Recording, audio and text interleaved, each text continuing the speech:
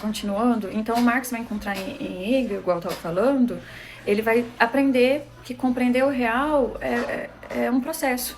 Então aquilo que existe, aquilo possui história anterior, ele está constituído também por relações, ele tem contradições internas, e aí essas contradições, esse movimento todo o faz se transformar. Por isso que não basta olhar para uma sociedade e falar aquilo que aparece imediatamente. A aparência, ela não demonstra a essência. A gente precisa perguntar como que aquilo foi constituído, quais relações que tornaram aquela existência possível, quais contradições que tem dentro dela, que processo histórico que produziu aquela forma social.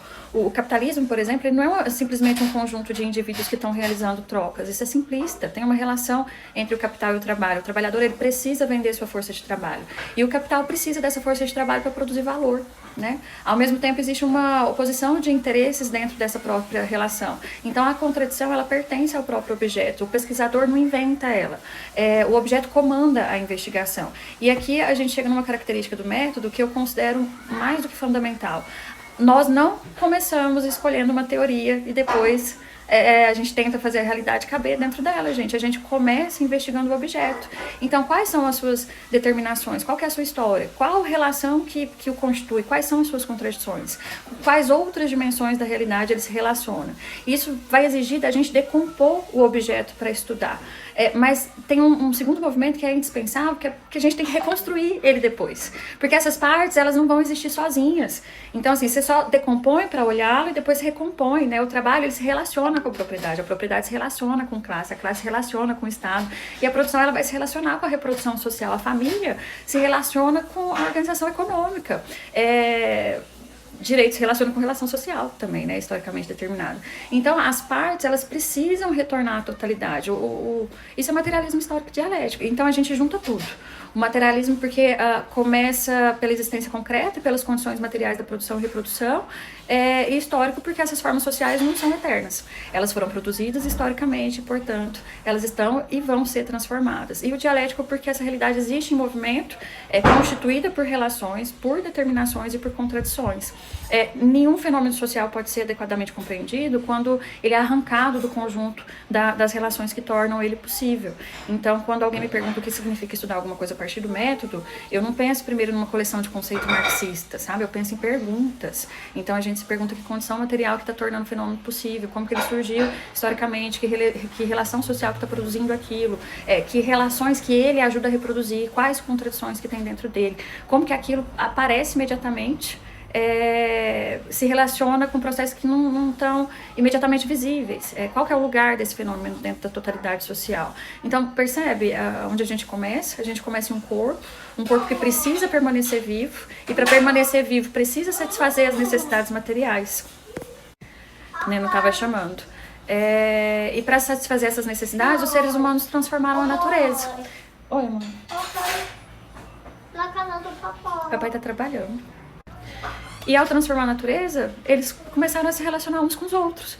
E nessa produção de vida nascem as relações sociais. E essas relações, elas se organizam historicamente.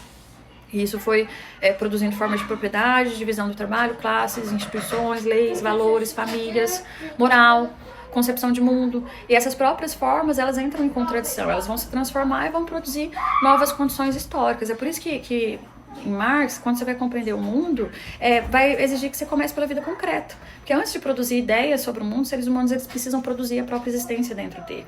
E aqui eu quero terminar, talvez, com uma questão que aparece frequentemente quando se fala de Marx. É muito comum, eu mesmo já falei, que o Marx precisa ser superado.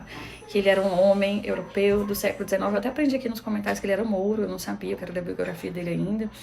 Que ele não falou suficientemente, por exemplo, sobre mulher, sobre raça, sobre coronarismo, uma série de fenômenos hoje estudados pelas ciências sociais. E tudo isso pode ser verdade, como constatação dos limites históricos da obra do Marx, né? Até mesmo porque nem foi o Marx que terminou a própria obra, né? Então, assim, o Marx não conheceu o capitalismo do século XXI, ele não investigou todos os objetos possíveis, ele não produziu uma teoria acabada sobre a condição das mulheres, né? Não conheceu o fenômeno histórico que aconteceu depois da morte dele. Mas uma coisa é reconhecer os limites históricos do conhecimento que ele produziu, e outra coisa é dizer que seu método foi superado.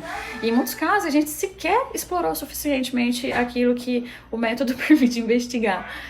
Então, assim, o método ele é uma maneira de investigar a realidade. E se alguém vem e me fala, por exemplo, que não dá para usar Marx para analisar o feminismo, porque o Marx falou muito pouco sobre as mulheres, para mim isso vai revelar, na verdade, uma confusão entre o objeto e o que o Marx estudou, e o método que o Marx desenvolveu, né? Então, eu não preciso encontrar em Marx uma teoria pronta. Eu não preciso encontrar nele uma teoria pronta. Eu preciso me perguntar se o método que ele desenvolveu continua sendo capaz de aprender as determinações reais do objeto que eu quero conhecer. Então, se eu quero estudar a condição social das mulheres, por exemplo, eu posso perguntar quais condições materiais que estão produzindo historicamente a nossa condição, né? Como que se organizou a divisão social e sexual do trabalho, como que produção e reprodução da vida se relacionam, como que propriedade, família, trabalho, Estado, classe participam desse processo, quais contradições que estão aparecendo, como que essas relações se transformaram historicamente e como que cada uma dessas determinações se relaciona com a totalidade social. Então, percebe? Eu não estou procurando em Marx uma resposta pronta sobre as mulheres, eu estou utilizando um método para investigar um objeto que existe na realidade. O próprio método vai exigir que as categorias apareçam na investigação do objeto. Então, se determinada categoria é necessária para compreender aquele fenômeno, ela precisa ser incorporada à análise. O método ele não exige que a realidade do século XXI seja reduzida a um conjunto de fenômenos que Marx conseguiu estudar no século XIX. Se a gente fizesse isso, a gente ia estar traindo o próprio método. Método não é cosmovisão, que é outra confusão que é frequente. Então, assim, nem toda maneira de interpretar o mundo constitui um método científico, gente. Uma cosmovisão, ela pode oferecer princípios, valores, narrativas, conceitos e maneiras de compreender a experiência humana.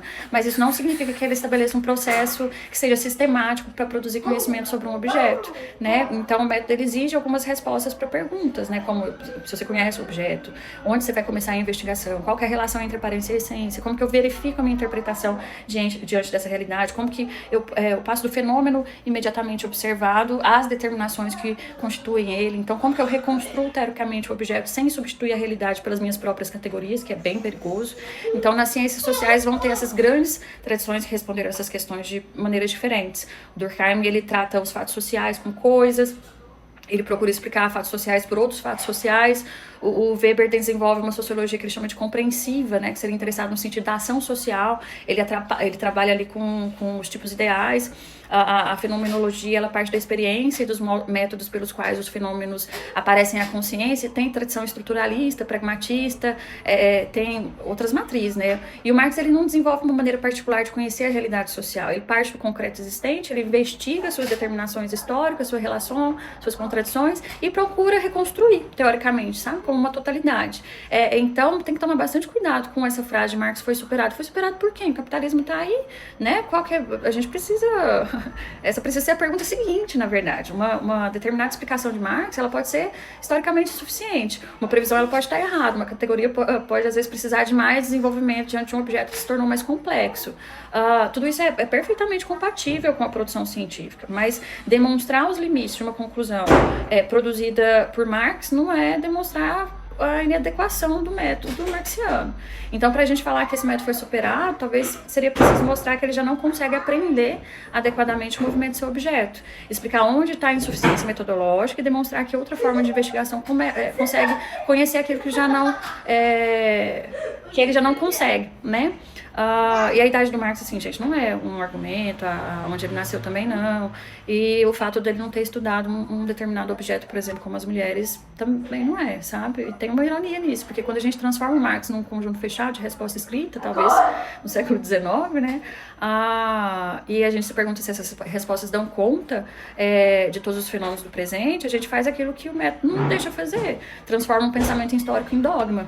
Então, assim, Marx não deixou um formulário para preencher, ele deixou uma forma exigente de investigar a realidade. O objeto ele não existe antes da nossa explicação. O objeto ele possui suas determinações, ele possui história, relações internas, contradições, faz parte de uma totalidade, e o trabalho do pesquisador é reconstruir esse movimento no pensamento com a maior fidelidade possível ao real.